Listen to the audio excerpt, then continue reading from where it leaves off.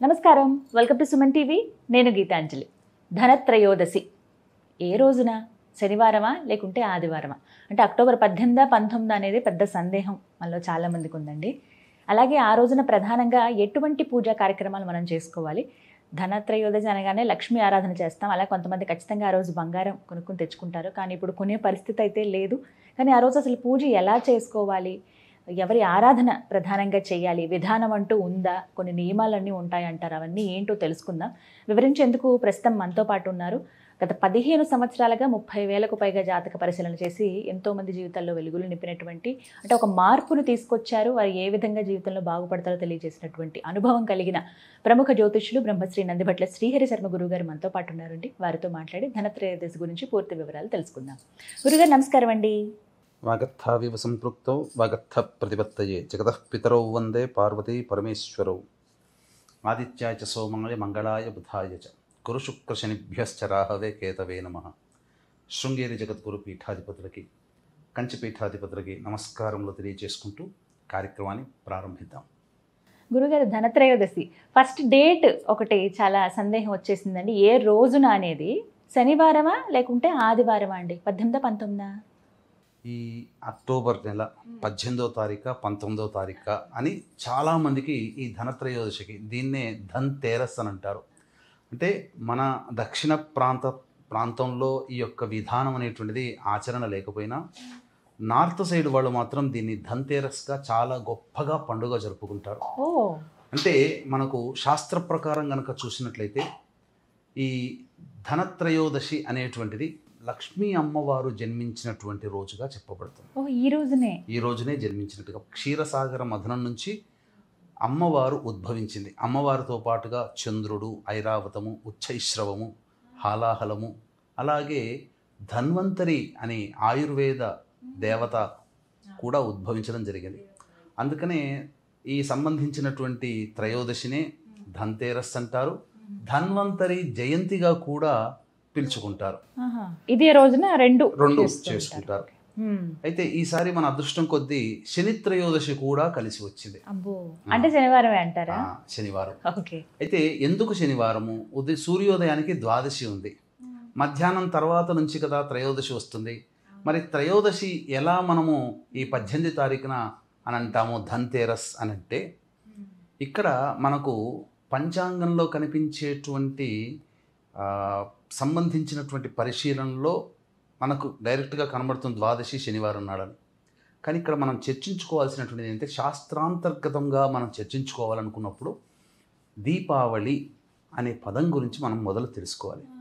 దీపావళి అనే పండుగ అనాదిగా 5 రోజుల పాటు జరుపుకునేటువంటి పండుగ.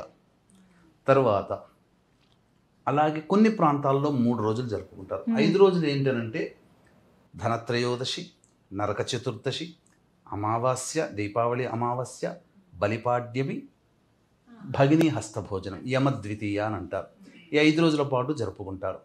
కాబట్టి ఈ 5 రోజుల పాటు జరుపుకునేటువంటి పండుగ ప్రదోష కాలం అయిన తర్వాత జరుపుకునేటువంటి పండుగ. కాబట్టి త్రయోదశి తిథి ప్రదోష కాలానికి 18వ తారీఖు నుంచే ప్రారంభమైంది. కాబట్టే ధనత్రయోదశి అనేటువంటి విధి విధానంగా ఉన్నటువంటి పండుగని మనం 18వ తారీఖు రోజునే జరుపుకోవాలి. 19వ తారీఖు రోజున చతుర్దశి, నరక చతుర్దశి అని అంటారు. 20వ తారీఖు రోజున దీపావళి అమావాస్య. ఇది సందిగ్ధతను తీర్చేశారు మొత్తానికి. ఇదైతే మరి ఇక ధనత్రయోదశి అసలు ఏమిటండి విధి విధానాలు? మనం ఎలా పూజ చేసుకోవాలి? ఏమైనా నియమాలు ఉన్నాయా? ముందుగా మాట్లాడుకుందాం. ఏ పూజ చేయాలి? లక్ష్మీ అమ్మవారు ఉద్భవించారంటే అది మామూలు విషయం కాదు. చాలా అద్భుతమైన రోజుగా చూస్తాం మనందరం. ఇంకా సందేహాలు కూడా ఉన్నాయి, ముందుగా తెలియచేయండి, అవన్నీ అడుగుతాను. మీకు ఒక ముఖ్యమైన విషయం చెప్తానమ్మా. ఈ ధనత్రయోదశి రోజునే అమ్మవారు ఏ నక్షత్రంలో జన్మించిందని చెప్తారు? ధనత్రయోదశి అంటే ఉత్తరా నక్షత్రంలో జన్మించింది అని చెప్తుంటుంటారు. అంటే కొంతమందికి ఉత్తరాషాఢ అని చెప్తుంటుంటారు. అంటే ఒక్కొక్క యుగంలో ఈ లక్ష్మీ అమ్మవారి యొక్క అవతార స్వరూపము ఒక్కొక్క నక్షత్రంలో ఉద్భవించడం జరిగింది. అనేక పురాణాంతర్గత పురంగా చూసుకున్నట్లయితే, పద్మ పురాణాంతర్గతంగా చూసుకున్నట్లయితే భృగు మహర్షికి సాక్షాత్తు అమ్మవారే జన్మించింది. కాబట్టి ఉత్తరా నక్షత్రం అమ్మవారి యొక్క జన్మ నక్షత్రం. 18వ తారీఖు రోజున ప్రదోషకాల సమయంలో ఉత్తరా నక్షత్రం ఉంటుంది, ప్రవేశిస్తుంది. మంచి ముహూర్తం. 18వ తారీఖు అంటే ధనత్రయోదశి ఏ దేవత మీద ఏర్పాటు చేయబడింది? లక్ష్మీ అమ్మవారి పేరు మీద. కాబట్టి ఈ రోజున ఉత్తర నక్షత్రం కూడా ఉండడం వల్ల మరింత పవిత్రత, మరింత మహిమను సంతరించుకున్నది ఈ సంవత్సరం వచ్చే త్రయోదశి, ధనత్రయోదశి అని చెప్పవచ్చు. గురుగారు, ముఖ్యమైన ప్రశ్న అడుగుతున్నాను. అందరూ ఎంతో ఆసక్తిగా ఎదురు చూసేది, అడగాలనుకునేది, బంగారం కొనటం. ధనత్రయోదశి రోజు బంగారం ఖచ్చితంగా కొనాలా, లేదు బంగారం కాదు ఇంకా చాలా ఉన్నాయి అని అంటే కనుక అసలు ఏం తీసుకోవాలి, ఆ రోజున ఏం కొనుక్కోవాలి ధనత్రయోదశి రోజు? అంటే మనకు యుగయుగాల నుంచి కూడా చాలా పవిత్రత కలిగినటువంటిది, అందరూ కూడా ఇష్టపడేటువంటిది బంగారం. కొత్త కోడలు ఇంటికి వచ్చిన సందర్భంగా చేసుకునే మొట్టమొదటి పండుగ ఉన్నప్పుడు ఈ దీపావళి సందర్భంగా త్రయోదశి కాబట్టి బంగారం కొనడం, అంతో ఇంతో శక్తి ఉన్న వాళ్ళు బంగారం కొనడం అనేటువంటిది అనాదిగా వస్తున్నటువంటి ఆచారం. అయితే ప్రత్యేకించి ఈ రోజునే కొనాలనేటువంటిది అయితే మాత్రం నియమం లేదమ్మా. శక్తి ఉన్న వాళ్ళు తీసుకోవచ్చు. అందరికీ శక్తి ఉంటుందా? 20% మందికి శక్తి ఉంటుంది, మిగతా 80% మంది శక్తి లేదు. కాబట్టి బంగారుకి మారుస్వరూపమైనటువంటి కొన్ని వస్తువులు మనకు చెప్పబడ్డాయి. ఆ రోజున కొన్ని వస్తువులు తెచ్చుకోవాలి. ఖచ్చితంగా మన ఇంట్లో దరిద్రాన్ని అనగా ఇంటి యొక్క దోషాన్ని పారవేసేది ఏంటమ్మా? చీపురు కొనుక్కోవాలి. ఆ రోజు తెచ్చుకోవాలి. లక్ష్మీ స్వరూపం అమ్మ. చీపురు అంటే ఏదో కాదు, లక్ష్మీ స్వరూపం.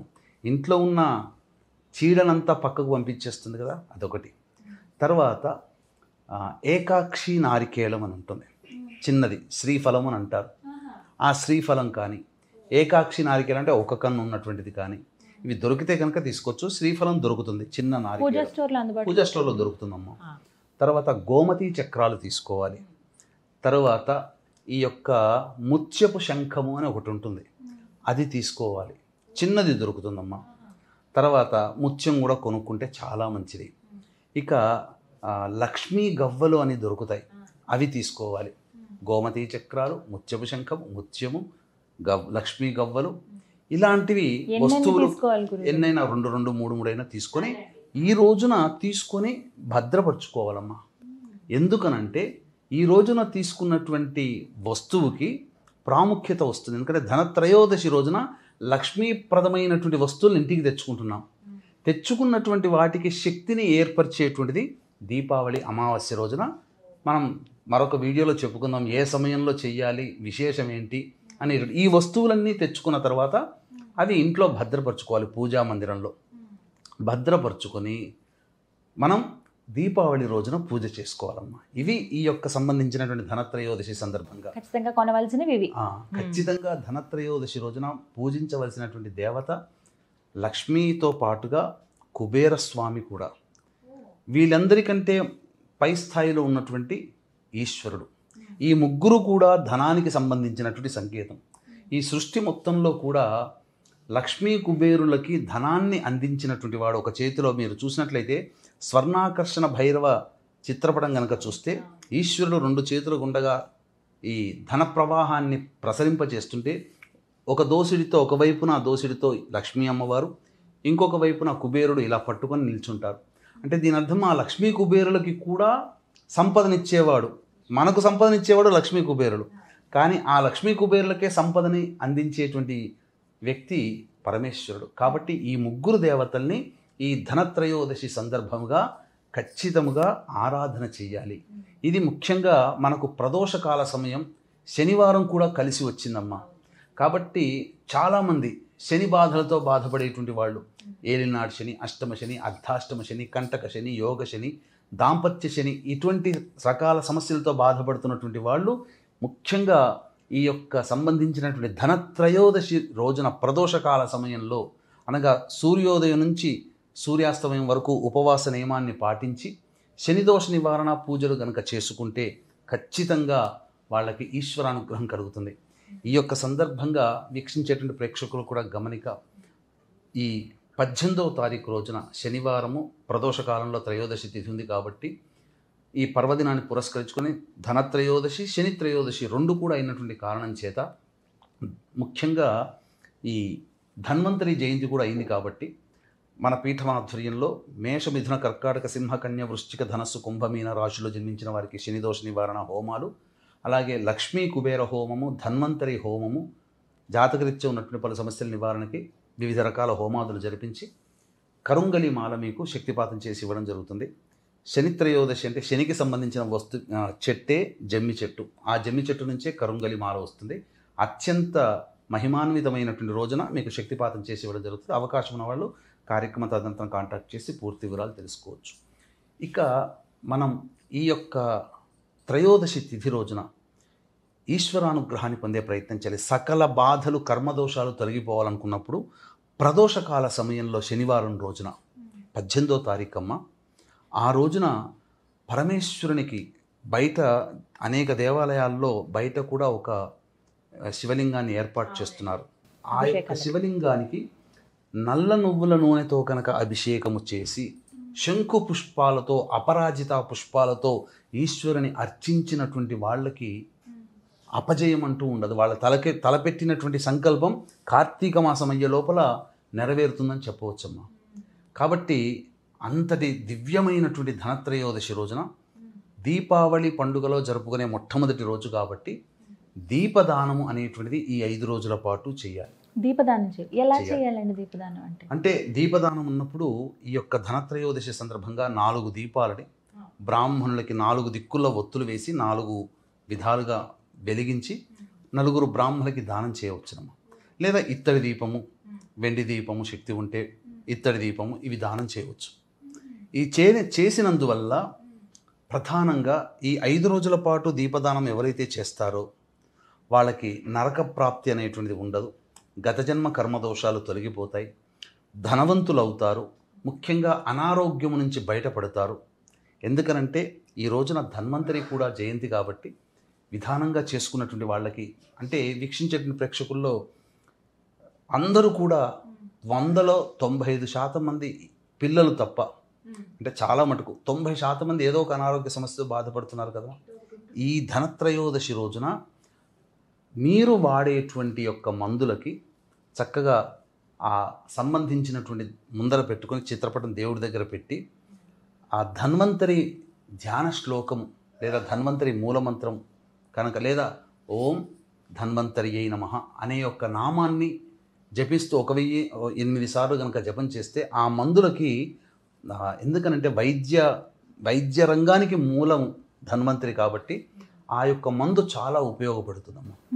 చాలా మటుకు చెప్పదలిచినట్లయితే కొత్తగా ఏదైనా మందు వాడాల్సినప్పుడు ఈ ధనత్రయోదశి రోజున రోగానికి మందు వాడతారు. అద్భుతంగా పనిచేస్తుంది. ఇప్పటికీ కూడా నాకు తెలిసినటువంటి ఆయుర్వేద వైద్యులు, ఈ సంబంధించినటువంటి ఆయుర్వేద వైద్యులు వైజాగ్లో ఉంటారు. తేజస్వి అని, విశ్వనాథ్ తేజస్వి అని, చక్రవర్తుల విశ్వనాథ్ తేజస్వి. ఆయన వాళ్ళ ఇంట్లో ఖచ్చితంగా ఈ రోజున ధన్వంతరి హోమం జరిపించుకుంటారు. ఎందుకంటే ఆయుర్వేదంలో వాళ్ళు చాలా ఆరితేలిన వాళ్ళు. చింతలూరు ఆయుర్వేద వైద్యం వాళ్ళు ఖచ్చితంగా ధన్వంతరి హోమం చేస్తారు ఈరోజు. కాబట్టి అమ్మ, విశేషమైనటువంటి పండుగ. ఖచ్చితంగా బంగారం కొనాలని ఏమీ చెప్పబడలేదమ్మా. ఈ వస్తువులు, కొత్త వస్తువులు కొనుక్కోవచ్చు, కొత్త దుస్తులు కొనుక్కోవచ్చు. నలుపు రంగు అనేటువంటిది లేకుండా, డార్క్ కలర్వి కాకుండా ఆరెంజ్ కలర్వి, తెల్లవి అనేటువంటివి కొత్త వస్తువులు కొనుక్కోవచ్చు. వెండి కొనుక్కోవచ్చు అమ్మ. ముఖ్యంగా బంగారం కూడా కొనుక్కోవచ్చు. లేదా బంగారంతో సమానమైనటువంటి మారేడు దళములు కానీ, జమ్మి ఆకులు. ఎందుకంటేనమ్మా, బంగారం ఎక్కడ పుట్టింది? అగ్నిలో పుట్టింది. అగ్ని ఎక్కడ పుట్టింది? జమ్మి చెట్టులో పుట్టింది. అందుకే జమ్మి చెట్టు చాలా పవిత్రం. బంగారం అని అందుకని ఇప్పుడు చాలా మంది కరుంగలి మాలలు ధరిస్తున్నారు చూడండి, జమ్మి చెట్టు నుంచే వచ్చింది.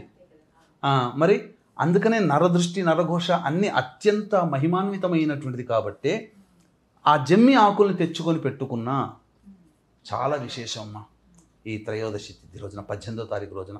కాబట్టి అందరూ కూడా లక్ష్మీ అమ్మవారిని ఈ రోజున సాయంకాలము, అంటే ఉత్తర నక్షత్రం ప్రారంభమవుతుంది కదమ్మా, సుమారుగా 7 గంటల నుంచి 9 గంటల మధ్యకాలంలో వృషభ లగ్నం ఉంటుంది. ఆ సమయంలో గనక లక్ష్మీ అమ్మవారి పూజ చేసుకున్న, ఈశ్వరునికి ప్రదోషకాల సమయంలో అభిషేకము పూజ చేసుకున్న, లక్ష్మీ అర్చన చేసుకున్న, లేదా ఈ ధనత్రయోదశి రోజున ఆదిశంకరాచార్య విరచితమైనటువంటి కనకధారా స్తోత్రాన్ని కంటిన్యూస్గా 2 గంటల పాటు ఇంట్లో పారాయణం చేయండి. చాలా విశేషం అమ్మ. చాలా, ఎందుకనంటే మళ్ళీ ఇటువంటి కాంబినేషన్, అమ్మవారి జన్మ నక్షత్రము అమ్మవారి జయంతి అయినటువంటి ధనత్రయోదశి, ధన్వంతరి జయంతి కలిసి రావడం మాత్రం దుర్లభం. మరియు శనివారము కూడా కలిసి రావడం అనేది అత్యంత దుర్లభమైనటువంటి రోజు. కాబట్టి వీక్షించేటువంటి మన సుమన్ టీవీ ప్రేక్షకులు ఎంతైనా కానీ వీలు చేసుకొని లక్ష్మీ సహస్రనామ పారాయణం లేదా చిన్న నామం ఓం శ్రీం మహాలక్ష్మ్యై నమః చాలు, లేదా ఓం మహాదేవ్యై చ విద్మహే విష్ణుపత్న్యై చ ధీమహి తన్నో లక్ష్మీ ప్రచోదయాత్, ఈ యొక్క మంత్రాన్ని 1008 సార్లు ఆ 7 నుంచి 9 గంటల మధ్యకాలంలో కనుక చేస్తే మీకు చెప్తున్నానమ్మా, ఆర్థిక బాధలు సంపూర్ణంగా తొలగిపోతాయి. మీ నోటి వాక్కు చాలా చక్కగా వివరించారండి. ధన్యవాదాలు గురువుగారు. సర్వం శ్రీ ఉమామహేశ్వర పరబ్రహ్మార్పణమస్తు.